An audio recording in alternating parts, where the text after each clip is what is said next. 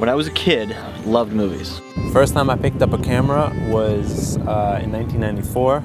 Ever since I was a kid, I've always had a camera in my hand. And to high school, decided what's what I wanted to do for a career. Ever since then, I knew that this is something I wanted to be involved with for my life.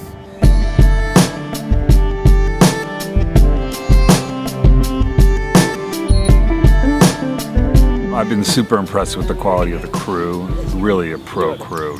The shots they're getting, I'm really blown away by. It's really meticulous, stylized, beautiful shots. I hadn't worked on a project like this before, so it's been a great learning experience as well.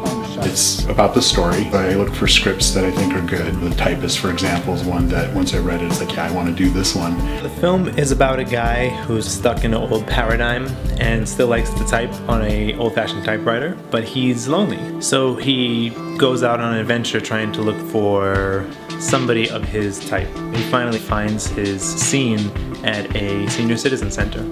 The theme of the film is connection. A good friend of mine likes to say that presence is a rare commodity these days, and I agree.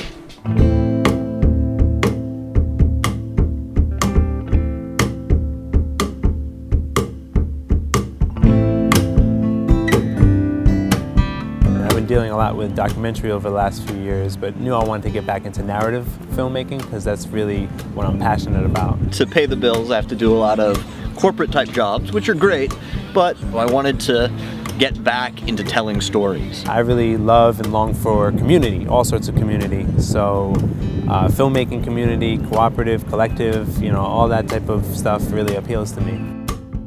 I kept hearing about Scary Cow, this, you know, San Francisco-based film collective. Like-minded people who just want to make movies, and met a lot of great people, a lot of talented filmmakers. You know, as a professional, a lot of times you've got a lot of limits set upon you. Having a group like Scary Cow allows you to get beyond those limitations.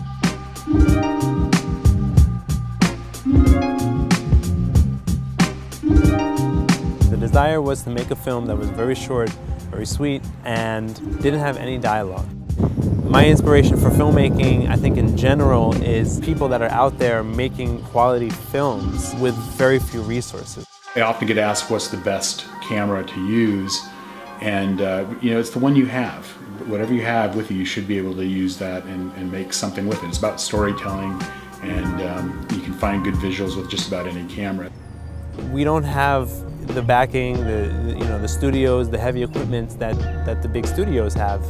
However, we have stories to tell, and we're telling them. There's a couple of big challenges. One was this shot that Abe envisioned of looking down on the typewriter towards the end of the story and having this crane up type shot that lifted and it pulled back at the same time and then dropped back down behind the typewriter to reveal the typist's face and the group of people standing behind him while we're dollying back at the same time. So it was a very elaborate move, and I was kind of nervous that it was just going to look really hokey and poorly done, but you know, once we watched the footage, I was quite surprised how well that turned out. Filmmaking in general is a grueling process. But when you finally sit down in that screening room and watch the film, there's beauty and magic that exists in moments. Even in the process leading up to that final screening of the film, the second day of filming, we were just sort of, you know, falling apart. We were in the cafe, and there was just this one take. We didn't even rehearse it, but we thought, okay, we're losing time, let's just roll on the rehearsal. It was captivating. There was something magical just about that take, you know, where everybody stopped for a second and was staring at the monitor and watching. And you forgot for a second that you're making a movie.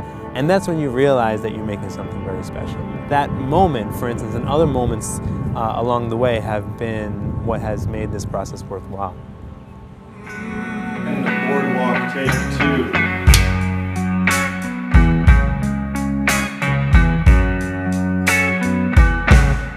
Oh, he was a man.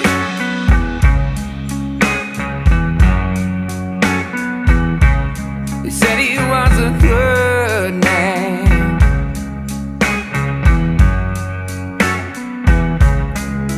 He was out of his mind, but deep down inside. So, interview with Abe about The Typist, take 2.